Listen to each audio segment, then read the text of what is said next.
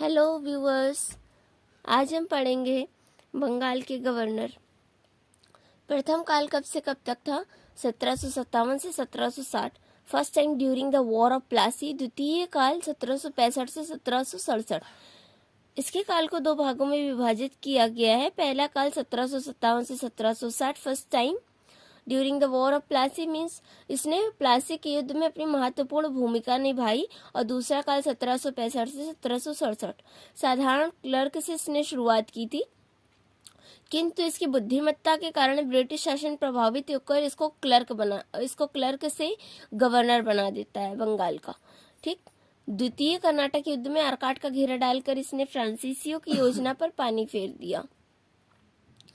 आर्काट का घेरा डालकर, क्योंकि फ्रांसीसी भी शासन करना चाहते थे। फ्रांसीसी भी इसी की तरह, जिस तरह ब्रिटिश लोग यहाँ आए थे, वैसे फ्रांसीसी लोग भी फ्रांस से यहाँ पे रहने के लिए और अपना आधिपत्य जमाने के लिए आए थे, किंतु अंग्रेज नहीं चाहते थे कि ये इंडिया में शासन कर सके। तो इन्होंने, ब्रिटिश प्रशासन ने रॉबर्ट क्लाइव को जिम्मेदारी दी कि भाई फ्रांसीसी लोग भी अपना शासन जमाना चाहते हैं, तो तुम इनको परास्त करो किसी भी तरीके से, ताकि हम लोग की जो वहाँ पे एक धाक है वो जमी रहे, हम लोग वहाँ शासन कर सके। तो जो रॉबर्ट क्लाइव था, इसने आर्काट का घेरा डलवाया 1751 में और फ्रांसीसियों की योजना पर पानी फेर दिया। 1757 में बैटल ऑफ प्लासी में महत्वपूर्ण भूमिका निभाई।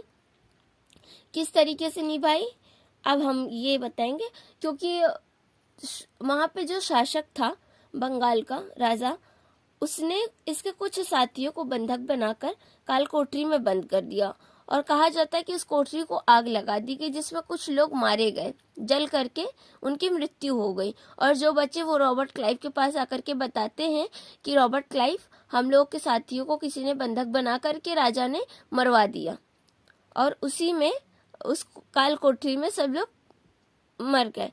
तो वो कहता है कि हमारे साथियों को किसने मरवाया, उस राजा को अभी चल के निपटते। तो रॉबर्ट क्लाइव ये योजना बनाता है कि भाई हम उसके मंत्री से संधि कर लेंगे, मंत्री से उसके बात कर लेता है। वो कहता है कि अगर तुम अपने राजा को परास्त करने में मेरी मदद करोगे तो मैं तुम्हें वहां का शासक बना दूंगा। तो वो जो मंत्री रहता है वो रॉबर्ट क्लाइव के साथ मिल जाता है और उसके साथ मिल करके अपने ही राजा को परास्त करवा देता है। तो ये रहता है रॉबर्ट क्लाइव, जो कि अपनी चतुराई से बंगाल के शासक को परास्त कर देता है। ठीक। बंगाल में द्वैध शासन का जनक भी इसे ही माना जाता है। द्वैध शासन क्या होता है? एक सेंटर में पावर होगी और एक जो है निचले लेवल, सेंटर से निचले लेवल पे जो पावर विभाजित होती चली आती है उसे द्वैध शासन कहते हैं। जैसे सेंटर और स्टेट की पावर विभाजित की गई है हम लोग के राज्य में, हम लोग के राष्ट्र में। जैसे इंडिया में केंद्र शासन करता है ऊपरी लेवल पे, और निचले लेवल पे अगर हम आ जाएं तो स्टेट लेवल पे राज्य सरकार कार्य करती है, और उसके नीचे भी ग्राम पंचायत वगैरह और ये आपके डिप्टी कलेक्टर लोग नियुक्त किए जाते हैं प्रशासन का कार्यभार संभालने के लिए। तो इस तरीके से हम लोगों में ऊपरी क्रम से निचले क्रम तक प्रशासन व्यवस्था का विभाजन किया गया है। ठीक। बंगाल के समस्त क्षेत्र के लिए उपदीवान नियुक्त किए गए। बंगाल के लिए मोहम्मद रजा खां, बिहार के लिए राजा शिवावब राय, उड़ीसा के लिए राय दुर्लभ की नियुक्ति की गई।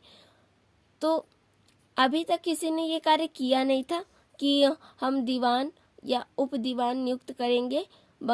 अब चूंकि अंग्रेज अपने शासन का विस्तार करना चाहते थे, तो अब ये अपने लोगों को लगा नहीं सकते कि भाई ब्रिटिश हैं तो हम ही शासन करेंगे, क्योंकि अगर ये लोग अपने शासकों की नियुक्ति करते, अपने ब्रिटिशर्स को कहते कि भैया तुम दीवान बन जाओ, तुम उप दीवान बन जाओ, तो कोई समर्थक होता नहीं, क्योंकि बंगाल की जो जनता थी वो हम लोगों को ही समझती थी। तो इनका ये मकसद था कि अगर हम यहाँ शासन करना चाहते हैं तो इन्हीं में से किसी को हमें दीवान या उपदीवान नियुक्त करना पड़ेगा, क्योंकि अगर हम अपने लोगों को बनाएंगे दीवान या उपदीवान तो जनता विद्रोह कर देगी और भगा देगी हमको यहाँ से। तो इस तरीके का ये लोग होना नहीं चाहते थे कि अभी अभी तो हम स्थापित हुए हैं, फिर हम कोई ऐसी गलती करें कि जिससे हमें यहाँ से निकाल दिया जाए। जनता के हाथ में पावर होती है, तो जनता के सामने इन्होंने इन्हीं के लोगों को खड़ा कर दिया। मोहम्मद रजा खां को बंगाल के लिए, बिहार के लिए राजा शिवावब राय को, उड़ीसा के लिए राय दुर्लभ को नियुक्त कर दिया।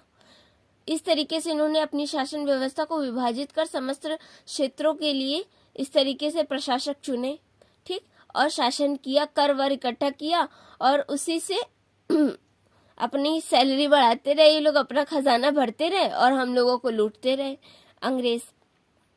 ठीक, श्वेत विद्रोह पे आते। श्वेत विद्रोह को दूसरे नाम से जाना जाता है व्हाइट म्यूटनी, यानी अंग्रेजी विद्रोह। अंग्रेज ही अंग्रेज के विरुद्ध जो विद्रोह करे उसे हम श्वेत विद्रोह कहते हैं।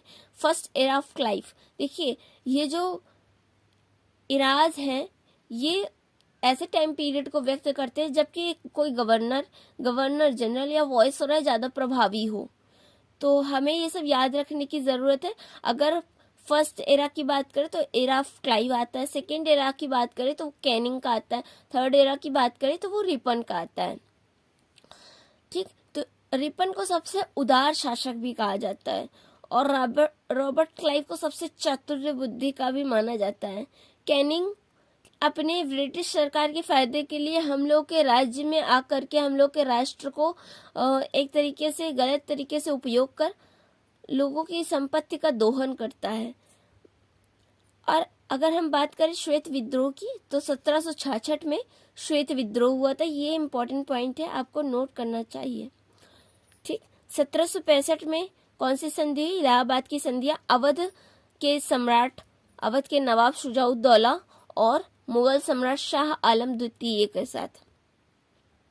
ठीक, इसके समय काल में ये एक इम्पोर्टेंट संधि थी जो कि इसने करवाई थी और इसमें दो नवाब थे, एक शुजाउद्दौला, एक शाह आलम द्वितीय। ये इलाहाबाद की संधि पूछी जाती है एग्जाम में, आपके एमसीक्यू क्वेश्चंस में भी।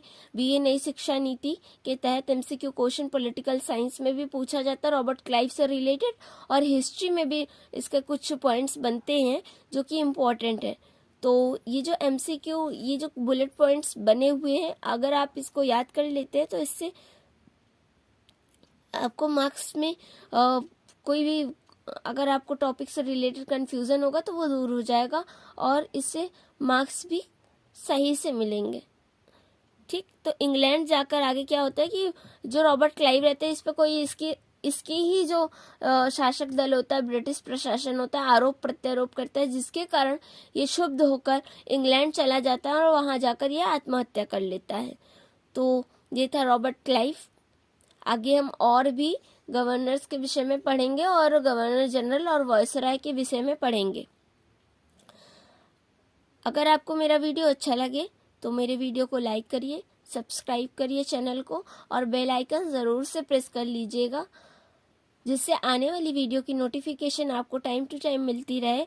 और अपने सजेशंस कमेंट बॉक्स में ज़रूर दीजिए कि मुझे आगे किस वीडियो को बनाना है और किस तरीके के टॉपिक्स पे मैं आपके कन्फ्यूज़न को दूर कर सकती हूँ। इसके विषय में अपना सजेशंस ज़रूर दें और इस वीडियो को ज़्यादा से ज़्यादा शेयर करें।